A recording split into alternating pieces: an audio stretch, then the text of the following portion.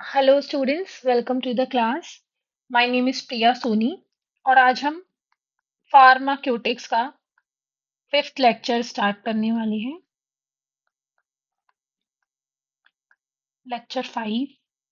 ठीक है, हमने सब कुछ बेसिक पढ़ लिया है। अब हम लोगों को अपना जो मेन है, जो मेडिसिन है, ड्रग के बारे में वो पढ़ना है। सबसे पहला है पैकेजिंग, कि जो ये फार हमने ड्रग बनाया, उसका डेवलपमेंट किया, कोई मेडिसिन बनाई, उसको हमें आखिर पैक कैसे करना है। ठीक है, क्योंकि पैकेजिंग बहुत जरूरी है किसी भी चीज की। जब हम कोई चीज खरीदने जाते हैं, मानो आपने कोई टॉफी खरीदी, बहुत बेसिक सा एग्जांपल। एक टॉफी है जिसकी पैकेजिंग बहुत अच्छी है, पैकेजिंग बहुत अच्छी है, ठीक है, और उसका टेस्ट खराब है। और एक है जिसका टेस्ट अच्छा है लेकिन पैकेजिंग बहुत, फिर भी आप अच्छी पैकेजिंग वाली चीज खरीद के लाते हो, आपको लगता है कि अगर ये इसकी पैकेजिंग अच्छी है तो ये भी अच्छी होगी। तो देखो, पैकेजिंग का बहुत बड़ा रोल है in terms of sale also. और ड्रग के लिए बहुत इंपॉर्टेंट है कि ऐसी पैकेजिंग करना जिससे हमारी मेडिसिन सेफ रहे। ठीक है, हम पढ़ते हैं, समझ में आएगा। Pharmaceutical packaging is a phenomena of और operation as the part of drug discovery and development. जो हमारे ड्रग डिस्कवरी और डेवलपमेंट है, जिसमें आपने पढ़ा था, एक डाउन स्ट्रीम प्रोसेस होता है ना। ये डाउन स्ट्रीम प्रोसेस होता है जिसमें हम प्योरीफाई करते हैं और पैकेजिंग करते हैं। याद होगा आपको। ठीक है, तो बहुत इंपॉर्टेंट है ये packaging. Then pharmaceutical products generally have a standard of packaging, ये standard है ना, which is superior to most of other products in order to support the and comply the main requirements। जो और बाकी के प्रोडक्ट्स होते हैं, जैसे हम नॉर्मल फूड प्रोडक्ट्स लेते हैं और चीजें लेते हैं, उनसे जो फार्मास्यूटिकल पैकेजिंग होती है उसकी जो क्वालिटी है वो सुपीरियर होती है। क्यों? क्योंकि हमको बहुत सारे टारगेट अचीव करने हैं, बहुत सारी रिक्वायरमेंट्स हैं। क्या क्या? एफिकेसी, जैसे जो हमें रिजल्ट्स चाहिए, मानो कोई हेडेक की दवाई है ना, आपने उसको ऐसे पैक कर दिया कि उसका ये जो एक्शन है वो आया ही नहीं, खराब हो गई दवाई। तो जैसे हमें रिजल्ट्स चाहिए वैसे रिजल्ट्स आए उस मेडिसिन से, सेफ हो, टॉक्सिक ना हो, जो भी मटेरियल हम यूज कर रहे हैं वो ह्यूमन यूज के लिए सेफ हो, यूनिफॉर्म हो, है ना। ऐसा नहीं है कि हमने उसमें रखा और उसकी वजह से कुछ और चेंज आ गया हो, मेडिसिन में यूनिफॉर्म हो, एक जैसा हो। देन रिप्रोडक्सिबिलिटी हो, मतलब रिप्रोडक्सिबिलिटी का मतलब है कि जो ड्रग है हमारा, ठीक है, क्या होता है कि हमने मानो ड्रग पे कोई टेस्ट किया, रिप्रोड्यूसिबिलिटी में हमने कोई ड्रग पे टेस्ट किया, तो पहले दिन उसका रिजल्ट कुछ और आया, और फिर थोड़ी पैकेजिंग करा, थोड़े बाद दिनों बाद देखा तो उसका टेस्ट का रिजल्ट कुछ और आया। ऐसा नहीं होना चाहिए। रिप्रोड्यूसिबिलिटी का मतलब है कि एक सा रिजल्ट आए, जितनी बार भी हम टेस्टिंग करें उसकी उसका एक जैसा ही रिजल्ट आए। क्लियर हो गया? फिर इंटीग्रिटी, इंटीग्रिटी का क्या मतलब है कि ऐसा हो जो लीक्स प्रिवेंट करे, है ना, वो इंश्योर करे कि जो उसके अंदर मटेरियल के अंदर जो भी सामान है वो बहुत सही रहे, है ना, प्रोटेक्टेड रहे। देन उसकी प्योरिटी अच्छी हो, है ना, और बहुत कम इम्प्योरिटीज हो, जिससे जो अंदर का मेडिसिन है, क्योंकि वो हम लोग खाने वाले हैं उसको, हम लोग उसे कंज्यूम करेंगे, तो उसमें कोई भी साइड इफेक्ट ना हो। ठीक है, ये क्लियर हो गया। उसकी अच्छी शेल्फ लाइफ हो, वो मटेरियल काफी दिन तक अगर रखा रहे तो भी उसमें कोई दिक्कत ना आए। क्लियर है? इस वजह से हम जो पैकिंग मटेरियल है उसको ऐसा सुपीरियर मटेरियल रखते हैं। ठीक है, क्लियर है ना। तो हम कहा थे, हाँ, side effect coupled with minimum product liability risk and the good shelf life stability profile। मतलब ऐसा ना हो कि उससे क्या हमारा लॉस हो। लाइबिलिटी रिस्क मतलब हमारा कोई लॉस हो, है ना, हमें लीगली या हार्म हो या हमें इंजरी हो जाए, कोई भी ऐसी लाइबिलिटी रिस्क नहीं लेना है हमें, है ना। और उसकी जो शेल्फ लाइफ हो वो अच्छी हो, ज्यादा दिन तक वो टिका रहे, वो ऐसा नहीं हो कि बहुत जल्दी खराब हो जाए। For any packaging requires a discipline and lots of knowledge. किसी भी चीज की पैकेजिंग करने में हमें बहुत सारे ज्ञान की जरूरत होती है ना। ड्रग फॉर्मुलेशन के बारे में, डोज फॉर्म के बारे में, and the general physical and chemical properties of a drug. ऐसी कोई ड्रग तो नहीं है हमने किसी की, अगर मानो हमने किसी चीज को मेटल के संग पैक किया, तो ऐसी तो ड्रग नहीं है कि उस मेटल से एल्यूमिनियम, मानो एल्यूमिनियम की पैकेजिंग करी, तो उस एल्यूमिनियम की पैकेजिंग के संग रिएक्ट कर जाए और दवाई खराब हो जाए। तो ड्रग की नॉलेज कि क्या है उसकी फिजिकल केमिकल प्रॉपर्टी, वो भी हमें पता होनी चाहिए किसी चीज ड्रग को पैक करने से पहले।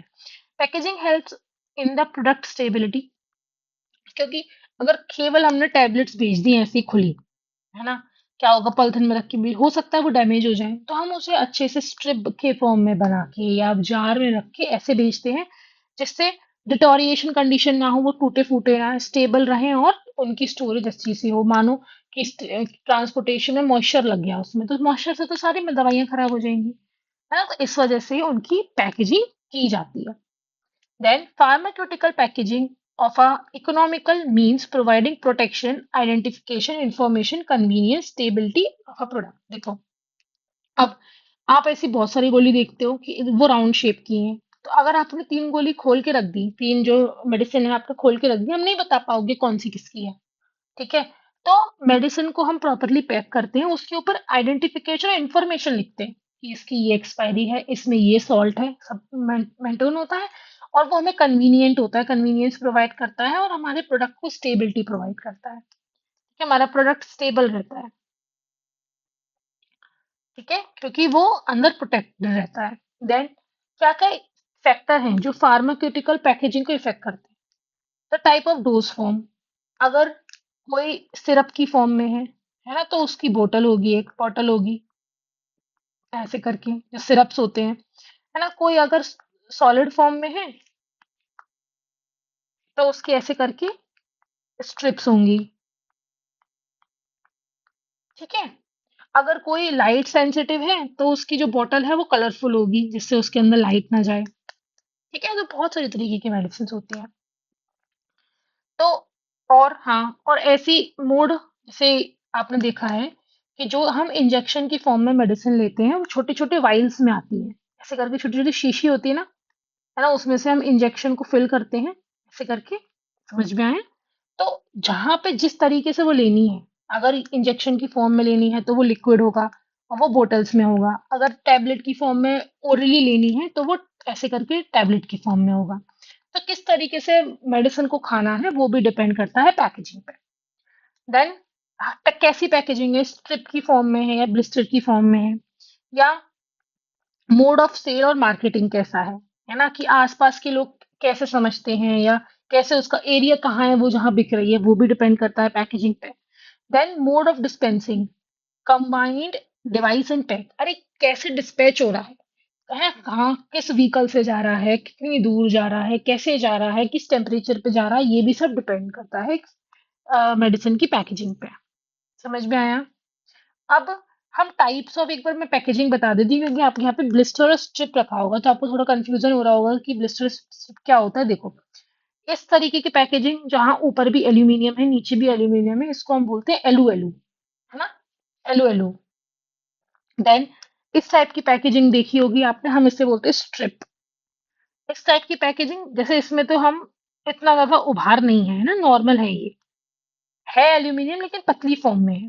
ब्लिस्टर्स में आपको देखिएगा ऐसे ऐसे गोल करके प्लास्टिक से ऊपर उभरे हुए होते हैं, इसको हम कहते हैं ब्लिस्टर्स। इस तरीके की फॉर्म में होता है, जो पेपर टाइप का सा होता है, इसको हम बोलते हैं पॉलीग्लाइसिन।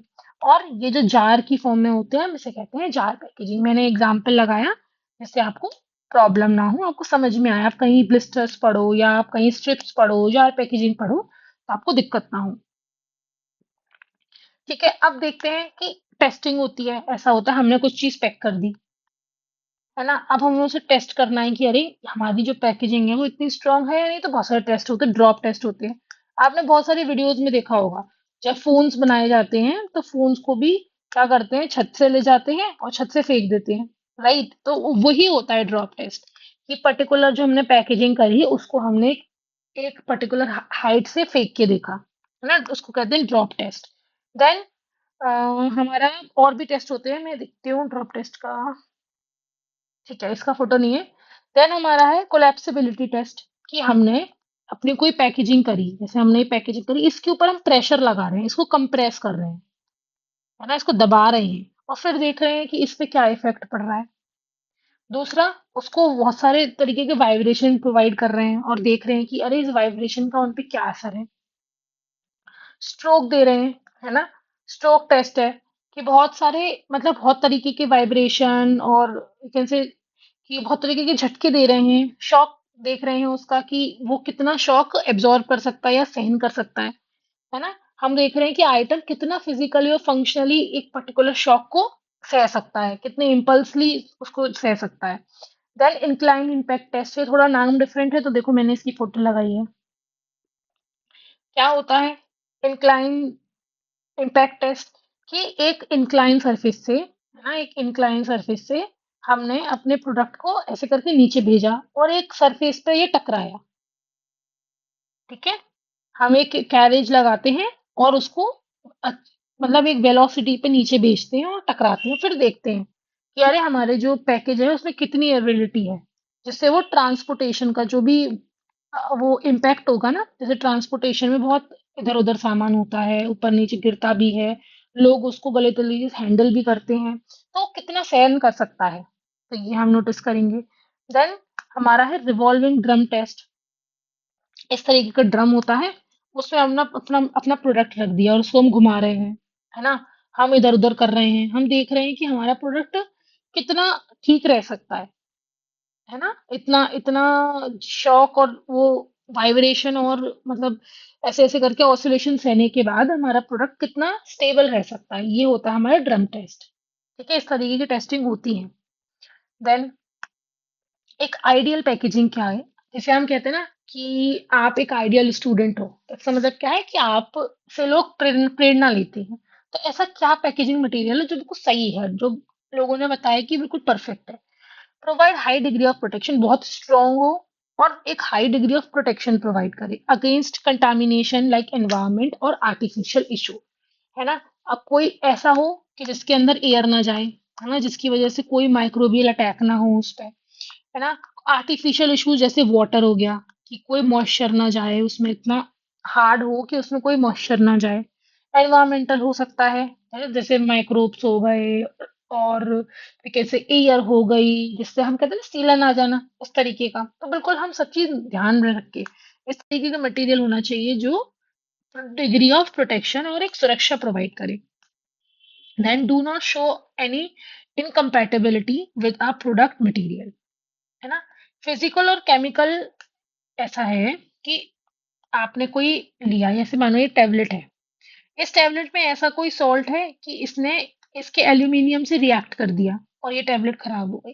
ऐसा नहीं होना चाहिए, जो भी प्रोडक्ट हो उससे वो केमिकली और फिजिकली अच्छे से साथ में कंपैटिबल होना चाहिए। कोई भी इनकम्पैटिबिलिटी, कोई भी रिएक्शन नहीं होना चाहिए। Easy to handle, easily handle कर सके, इजी ट्रांसपोर्ट कर सके, इजी स्टोर कर सके। कस्टमर अपनी कन्वीनियंस के हिसाब से हम मेडिसिन को ड्रॉर में रख देते हैं, है ना? कहीं भी ऊपर रख देते, टेबल पे रख देते हैं, तो एक कन्वीनियंट हो, उसको ज्यादा बार बार देखने की और बार बार उसको प्रोटेक्ट करने की जरूरत ना पड़े। इजी टू स्टरलाइज, उसको मतलब माइक्रो फ्री हम आराम से कर सके। ठीक है, and easily participate in recycling process. और हम सबसे जरूरी, हम सस्टेनेबल डेवलपमेंट पढ़ते हैं, हम सब कुछ पढ़ते हैं, तो कोई भी चीज ऐसी हम प्रेफर करते हैं जो इजीली रिसाइकिल हो जाए, हम उसको इजीली रिसाइकिल कर दें। ऐसा नहीं है कि उसको रिसाइकिल करने में बहुत मेहनत है और वो रिसाइकिल हो नहीं, तो रिसाइकिल हो जाए और उसको फेंक के, उसको रिसाइकिल करके हम उसी से दूसरा प्रोडक्ट बना लें। ठीक है, then show more longevity and high printing property. जैसे उस पे, उसके ऊपर हम आराम से प्रिंट कर सके ऐसी चीज हो, क्योंकि हमें एक्सपायरी प्रिंट करनी होती है, सॉल्ट प्रिंट करनी होती है, कंपनी प्रिंट करनी होती है, एमआरपी प्रिंट करनी होती है, तो उसके ऊपर अच्छे से प्रिंट हो जाए और लॉन्जिविटी हो, बहुत दिनों तक प्रिंट रहे। ऐसा नहीं हो कि हमने प्रिंट किया और 2 दिन बाद प्रिंट उड़ गया उसका, नहीं। अफोर्डेबल इकोनॉमिक सबसे इंपॉर्टेंट, कि अफोर्डेबल हो। अब हम कोई दवाई का पत्ता, जो दवाई की स्ट्रिप है वो बना रहे हैं ₹10 की, और हमारा 20 का मटेरियल आ गया बनाने का, ऐसे थोड़ी काम चलेगा। दवाई 10 की और 20 का मटेरियल, ऐसे थोड़ी होगा। तो वो चीप हो, पैसे जो अफोर्डेबल हो, और हम जो कंपनीज हैं उसको आराम से बाय कर सकें, तो ये होता है हमारा आइडियल पैकेजिंग मटेरियल। देन हम पढ़ते हैं कि टाइप ऑफ पैकेजिंग क्या होती है। पैकेजिंग हमारी बहुत सारी टाइप की है। Primary packaging, in primary packaging material are directly covered the product and come close to the product and hold it. It provides the initial safety barrier of products.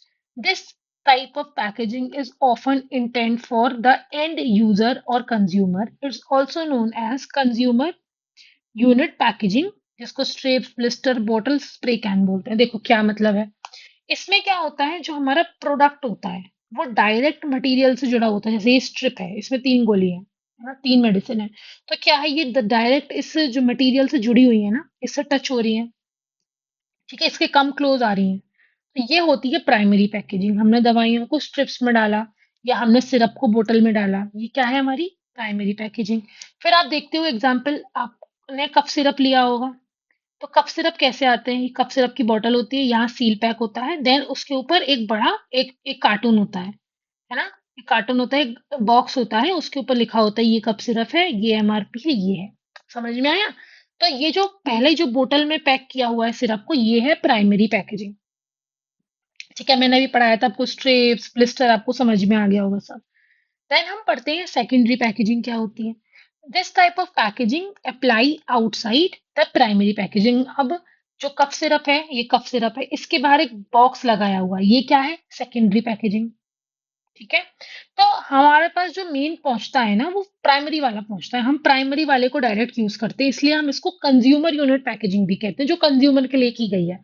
ये secondary और जो tertiary होती है ना, ये safety के लिए की जाती है, कि बाहर जैसे ये जो प्रोडक्ट है ना, ट्रक में जा रहा है, तो वहां पे ये डैमेज ना हो, है ना। These type of packaging apply outside the primary packaging, के बाहर लगाते हैं to facilitate the handling of a smaller product by combining them into the single pack.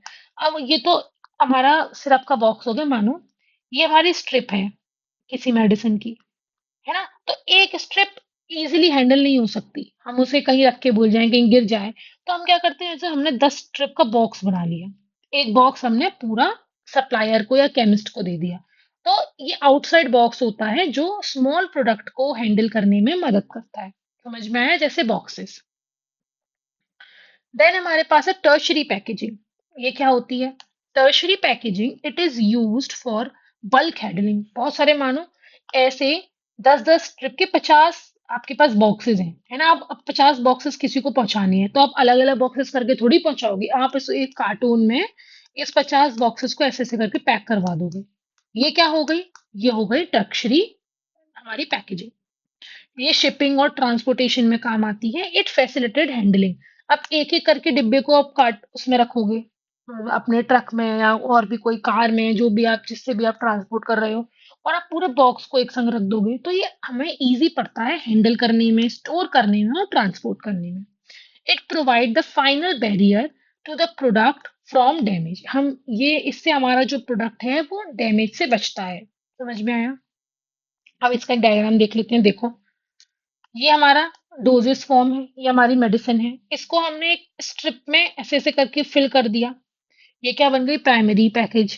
Contains many unit of doses form, it's actually go in hand of a patient. ये वाला हम खाते हैं, ये वाली जैसे अब डॉक्टर ने आपको दवाई लिखी, तो क्या होगा, आपको यही तो मिलेगा, एक स्ट्रिप मेडिसिन ही तो मिलेगी। आप केमिस्ट से जाओगे, आप फार्मासिस्ट से जाओगे, तो यही तो मांगोगे, ये वाली। तो आपने ले लिया, मानो उसने 10 दिन की दवाई लिखी, तो आपने 10 टैबलेट्स ले ली। तो यही कस्टमर के हाथ में जाती है, इसलिए हम इसको कस्टमर यूनिट भी कहते हैं, कस्टमर यूनिट पैकेजिंग भी कहते हैं, कस्टमर या कंज्यूमर। देन हमारे पास सेकेंडरी है, ये वाली जो मेडिसिन है ये बॉक्स में आ रही है, मानो इसमें 5 स्ट्रिप्स का सेट है, 5 एक सेकेंड, यस, 5 ब्लिस्टर का सेट है या 5 स्ट्रिप्स का सेट है, तो ये क्या है, सेकेंडरी पैकेजिंग। देन अब इस कार्टून, इस जो बॉक्स है, ऐसे 10 बॉक्स इस कार्टून में रखे हैं, contains many unit of secondary packaging. समझ में आया। ये है, मैंने इसलिए आपके लिए एग्जाम्पल भी लगाया कि आपको समझने में इजी हो जाए। आई थिंक आपको ये क्लियर है, इसमें कोई डाउट नहीं होगा। कोई भी डाउट हो तो आप पूछ सकते हो। ठीक है, need not to worry, you can ask any time. Then type of packaging material, बहुत टाइप के पैकेजिंग मटेरियल होते हैं, जैसे ग्लास मटेरियल है, प्लास्टिक मटेरियल है, मेटल मटेरियल है। उसके अलावा भी है रबर मटेरियल और पेपर बोर्ड मटेरियल। सबसे पहले हम ग्लास मटेरियल पढ़ते हैं, क्योंकि जितनी भी आपने बहुत सारी चीजें देखिए, आप हॉस्पिटल में जाओगे, है ना, वहां पे आपको NaCl चढ़ाएंगे या आपको ग्लूकोज चढ़ाएंगे, तो आप ज्यादातर देखोगे कि ग्लास बॉटल थी पहले। अब कुछ कुछ प्लास्टिक में भी आने लगी है, लेकिन ग्लास बॉटल भी आज भी यूज होती है। ठीक है। तो और कई कई कई चीजों में ग्लास बॉटल यूज होती है। So neutral glass is a borosilicate glass, है ना। एक ये कंपाउंड है, इससे बने हुए होते हैं ग्लास, जिसको हम कहते हैं borosilicate, containing specific amount of boric oxide, aluminium oxide, alkali and alkaline earth oxide से। तो ये जो बोरोसिलिकेट ग्लास है वो इन सब चीजों से बना होता है। आपको लर्न करना पड़ेगा, इसमें कुछ समझाने वाली बात नहीं है। बोरिक एसिड होता है, एल्यूमिनियम ऑक्साइड होता है, एल्कली होता है। It has high hydrolytic resistance and high thermal shock resistance, मतलब कि इसके ऊपर हाइड्रोलाइटिक एंजाइम्स जो हैं, जो बहुत सारे बहुत स्ट्रॉन्ग एसिड्स हैं, वो भी ज्यादा काम नहीं करते, उनसे भी बचा रहता है, और थर्मल शॉक से भी बचा रहता है। मतलब इसके पास बहुत पावर होती है ना। पावरफुल मटेरियल है, शॉक को भी सहन कर लेता है, रजिस्ट कर लेता है। ऐसा नहीं है कि थोड़ा सा शॉक लगा टूट गया, नहीं, it can be a shock. And glass has been widely used in packaging material. It is molded any shape, size, thickness. Glass को हम क्यों यूज करते हैं? क्योंकि किसी भी शेप और साइज में और थिकनेस में हम इसे ढाल सकते हैं। And most of the parental preparation I used the glass material, है ना। पेरेंटल जो भी प्रिपरेशन होती है ना, वो उसमें हम बेसिकली किसका यूज करते हैं? ग्लास का यूज करते हैं। तो ग्लास आपको दिखने मिल जाएगा, आप जनरली जाओगे ना, तो आपको इजीली आपको दिखने मिल जाएगा। समझ में आया? समझ में आया? ठीक है, क्लियर। ठीक है, नेक्स्ट पढ़ते हैं। On the basis of hydrolytic resistance, hydrolytic कितना रेजिस्टेंस है उसके बेसिस पे तीन टाइप के जो ग्लासेस हैं। अच्छा ओके, इसमें एक चीज रह गई थी, पेरेंट टर्मिनल रह गई थी। पेरेंट टर्मिनल का मतलब होता है, नॉट पेरेंट, पेरेंट टर्मिनल का मतलब होता है कि माउथ ओरली के अलावा, जैसे हम बहुत सारी जगह देखते हैं, आपने देखा होगा जब इंजेक्शन लगता है, तो वो क्या होता है, ऐसे करके एक शीशी होती है, एक ग्लास वाइल होती है, तो वो क्या है, वो हमारा इंट्रावेनस मेथड है। तो पेरेंट टर्मिनल का मतलब है माउथ के अलावा या एलिमेंट्री कैनाल के अलावा जहां पे भी मेडिसिन ज्यादातर बॉडी में लगती है, वो ज्यादातर हमारी ग्लास की पैकेजिंग में होती है। अब हम पढ़ते हैं ग्लास वन पैकेजिंग या glass one container, which are neutral glasses, high hydrolytic resistance, suitable for most preparation, not for parenteral use। ठीक है। ऐसे ग्लासेस जो पेरेंटल यूज के लिए नहीं होते, है ना, उसके बाकी के लिए यूज होते हैं, वो होते हैं glass type one. Glass type 2 containers are usually made up of soda, lime, silica glass, which have hydrolytic resistance and suitable for most acidic and neutral aqueous preparation, not for parenteral use। ठीक है, समझ में आया कि ये भी parental में use नहीं होते, ये एसिड बेस और न्यूट्रल जो सॉल्यूशंस होते हैं उसके लिए यूज होते हैं, और ये सोडा, लाइम, सिलिका के बने हुए होते हैं। देन क्लास थ्री, ये किसके होते हैं? Soda lime silica glass. देखना ध्यान से, देखो सोडा लाइम सिलिका, ये है सोडा लाइम, ये सिलिका अलग है class. Soda lime silica glass with only moderate hydrolytic resistance, इसके पास ज्यादा हाइड्रोलाइटिक रेजिस्टेंस नहीं होती, और ये ज्यादातर suitable for non aqueous preparation for parenteral use. Non aqueous, है ना, नॉन एक्वस होते हैं ज्यादातर, इसमें वाटर नहीं होता, और ये जो पेरेंटर्नल यूज होता है, ओरल यूज के अलावा, उसके लिए यूज होते हैं। तो स्टूडेंट्स, मैं आपको एक एग्जांपल दिखा देती हूँ, देखो, इसको आप ले सकते हो स्क्रीनशॉट, या आप लिख सकते हो। तो जो टाइप वन होते हैं वो बोरोसिलिकेट ग्लास होते हैं। कौन से? बोरोसिलिकेट।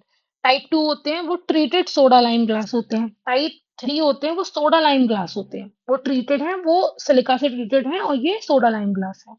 और जो फोर्थ होते हैं वो general purpose soda lime glass होते हैं। हमने तीन पढ़े हैं, लेकिन एक और होता है ना, एक्स्ट्रा नॉलेज के लिए मैंने लिख दिया है, मेन तीन ही याद करो, इजी है, समझ आ गया होगा।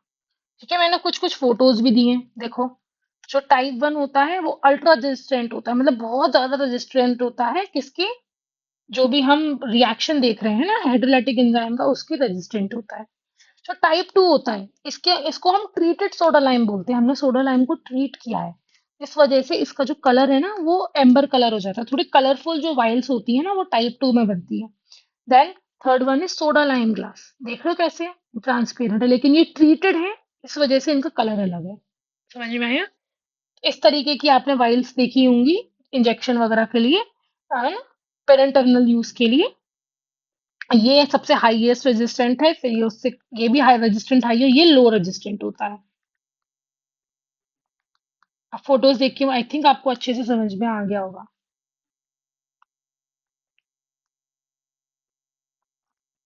है ना? ग्लास पैकेजिंग का फायदा क्या है? They are transparent uncoloured packaging to permit visual inspection. ऐसा है कि ये ट्रांसपेरेंट होते हैं तो हम अंदर से देख सकते हैं कि प्रोडक्ट कितना है, या प्रोडक्ट में कोई ऐसा तो नहीं है कि कोई खराब है प्रोडक्ट, हम उसको देख सकते हैं अंदर से। गुड प्रोटेक्शन देते हैं for powder because powder is very sensitive to moisture. ये इनके अंदर ऐसी प्रॉपर्टी होती है कि अच्छे से सील हो जाते हैं, अच्छे से प्रोटेक्शन करते हैं। आपने देखा होगा बच्चों की दवाई आती है, एक बॉटल में पाउडर होता है और एक बॉटल में सोल्यूशन होता है, तो दोनों को मिक्स करना होता है बच्चों को देने के लिए। तो वो क्या है, वो पाउडर को प्रोटेक्ट करने के लिए हम ग्लास पैकेजिंग यूज करते हैं, क्योंकि ग्लास पैकेजिंग, क्योंकि पाउडर पानी के बहुत सेंसिटिव होता है, टेम्परेचर ऑफ पानी के, और ये उसको गुड प्रोटेक्शन प्रोवाइड करते हैं। Available in variety of shape and size. बहुत सारे शेप एंड साइज में जरूरत है, जो जिस तरीके की जरूरत है उस तरीके में प्रेजेंट हो जाएंगी। ग्लास कलर जो हमने सेकंड वाला पढ़ा था ना, ट्रीटेड वाला, आपने देखा था ये ग्लास था, इसका जो कलर था वो अलग था। तो ग्लास एम्बर कलर्ड भी होते हैं। It is use in packaging of more sensitive metal, जो कि लाइट सेंसिटिव होते हैं ना, जो लाइट से खराब हो जाते हैं, लाइट सेंसिटिव होते हैं, उनको हम एम्बर कलर में पैक करते हैं। आपने देखा होगा काफी सारे इंजेक्शन, जैसे वाइटामिन के इंजेक्शन होते हैं, वो डार्क कलर में आते हैं, जिससे वो लाइट की वजह से खराब ना हो। समझ में आया? अब डिसएडवांटेज क्या है ग्लास पैकेजिंग की? Higher risk during transportation handling because of fragile nature. है ना? एल्कली और इनका तो बहुत इजीली सह लेते हैं, लेकिन है तो कांच, है ना? अच्छे से हैंडल नहीं करोगे तो टूट जाएगा, है ना? और हमारा जो नुकसान हो सकता है। हैवी होता है वेट में। प्लास्टिक देखो कितना हल्का है, और ग्लास कितना हैवी होता है। ये एक रीजन है जिसको हम डिसएडवांटेज कह सकते हैं। High risk of product contamination due to broken glass and sometimes release alkali to the aqueous solution. कभी कभी एल्कली रिलीज हो जाती है एक्वस सॉल्यूशन में, और कभी कभी ब्रोकन, कभी कभी टूट भी जाता है। ठीक है, जिसकी वजह से कहीं से जैसे चटक गया, तो उसकी वजह से हमारी जो दवाई है उसमें कंटामिनेशन आ सकता है। समझ गए? अब पढ़ते हैं plastic packaging. Plastic packaging for pharmaceutical product is made from plastic based on the polymer. Polyethylene use होता है, जिसकी लो टू हाई डेंसिटी होती है। पॉलीप्रोपाइलिन यूज होता है। पॉलीविनाइल क्लोराइड यूज होता है। पॉलीस्टरीन यूज होता है। And to lesser extent polyethylene terephthalate, है ना? Phthalate, yes, terephthalate. ये सारे कंपाउंड हैं जो कि यूज होते हैं। ये वाला जो लास्ट वाला है पॉलीथाइलिन टेराफिलाइट, ये तो कम यूज होता है ना? इसको हम कम यूज करते हैं, इन मेन्स को हम ज्यादा यूज करते हैं। ठीक है। द कंटेनर कंसिस्ट वन और मोर पॉलीमर टुगेदर। इनमें से कोई दो पॉलीमर मिले होते हैं जिससे हम एक प्लास्टिक बॉटल बनाते हैं।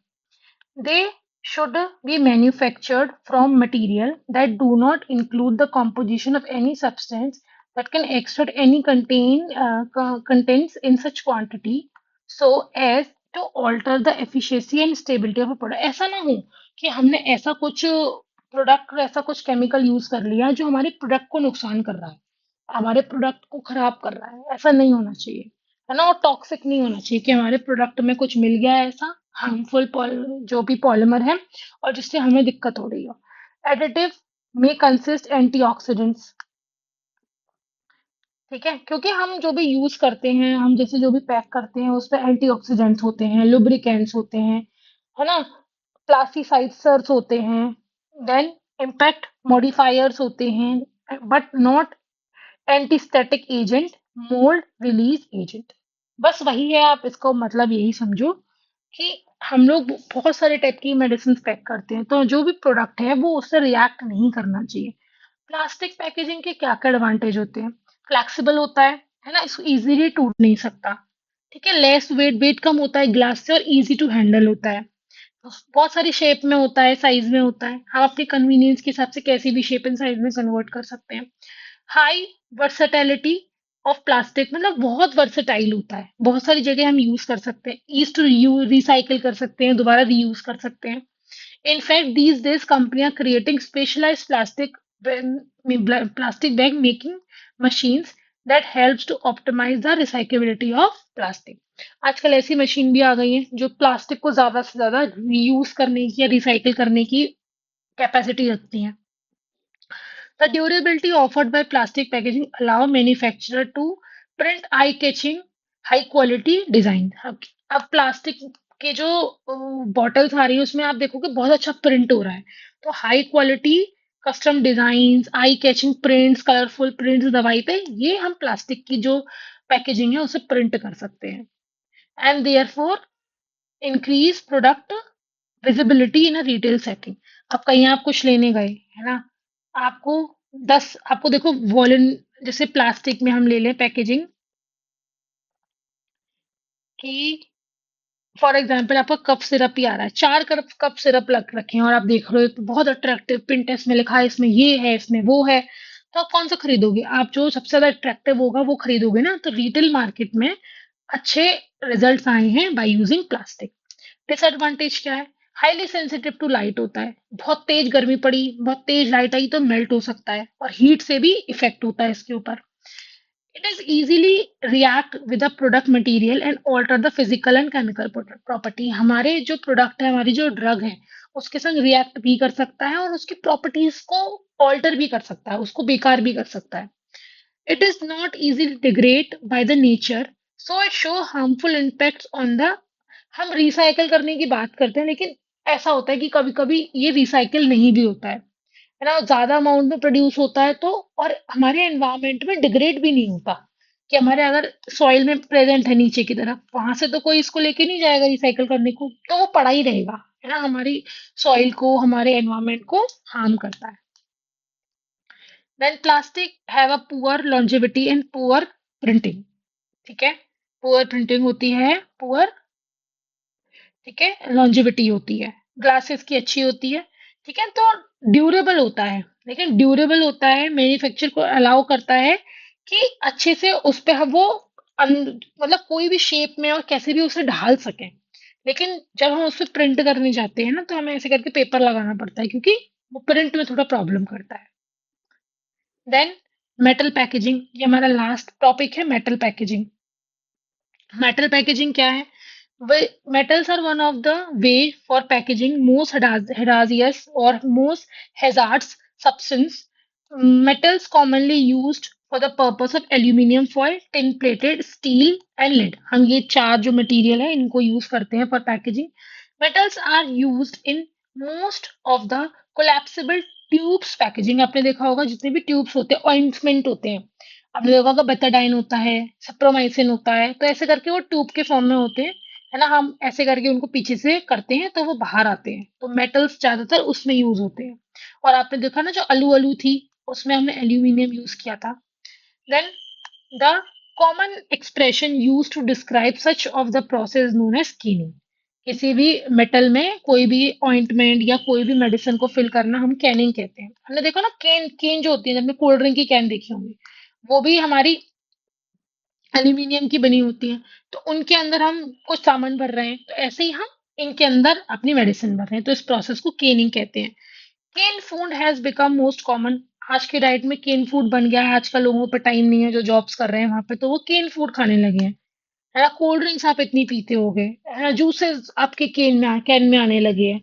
और आजकल क्या होता है कि रसगुल्ले और गुलाब जामुन भी, जो ये हल्दीराम वगैरह है, ये कैन में पैक करके देने लगे हैं, ठीक है, जिसमें एयर ना जाए और काफी टाइम तक जो चीज है वो ठीक रहे।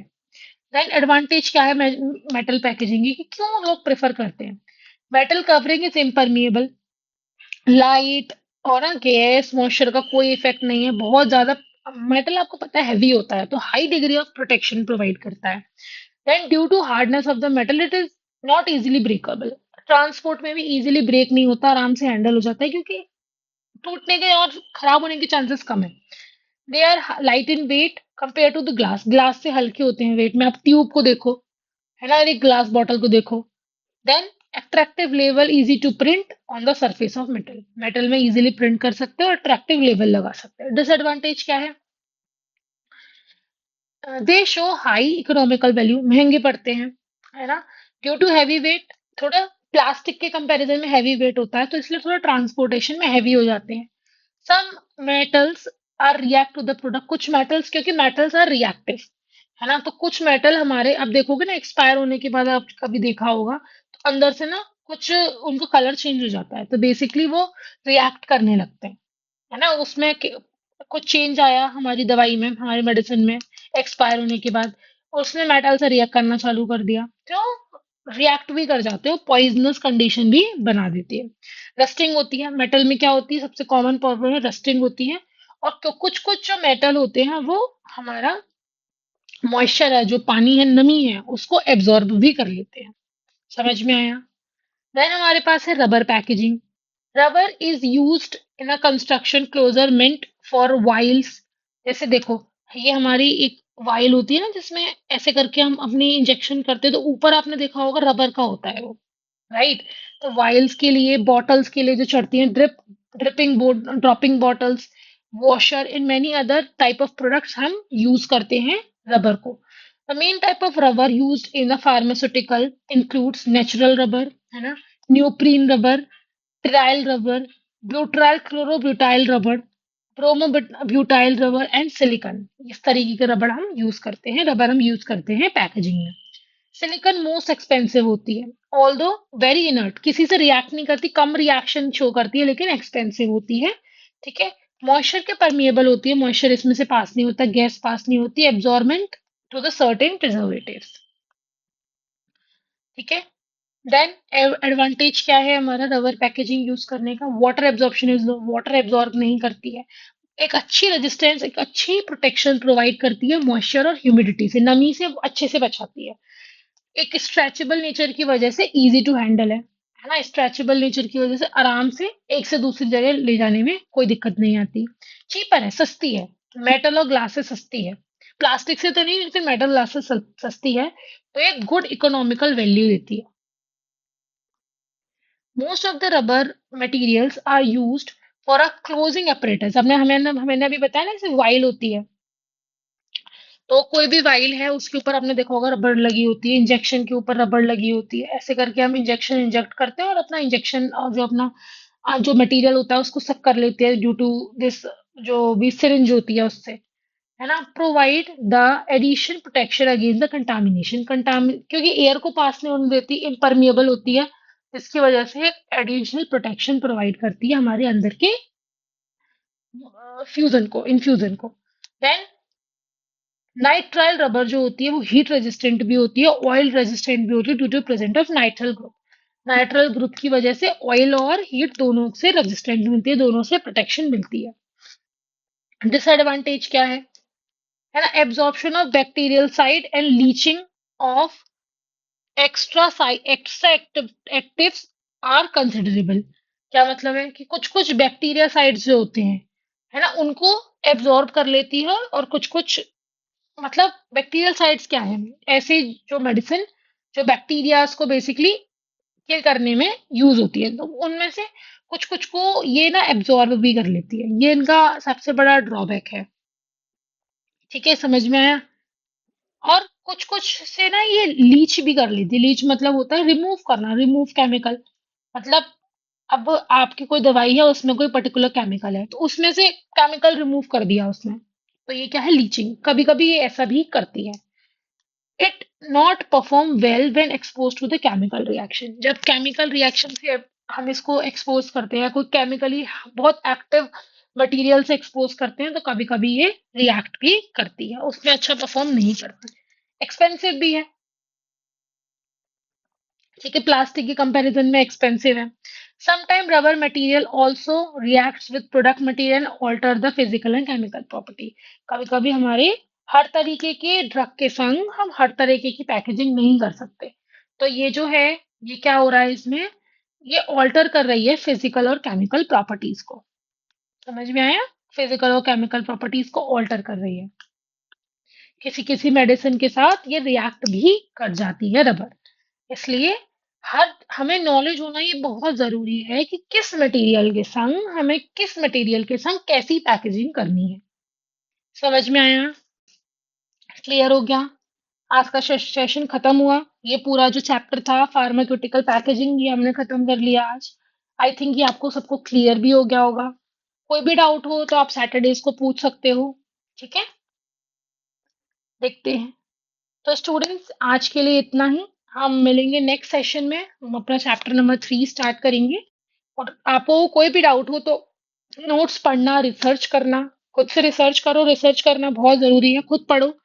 ठीक है, कोई भी डिफिकल्टी हो तो आप पोस्ट कर सकते हो मेरे को, है ना, कि मैम ये दिक्कत है, और I will be helping you. I am always there for your help. Okay, so students, bye bye, take care of your self, we will meet in the next session.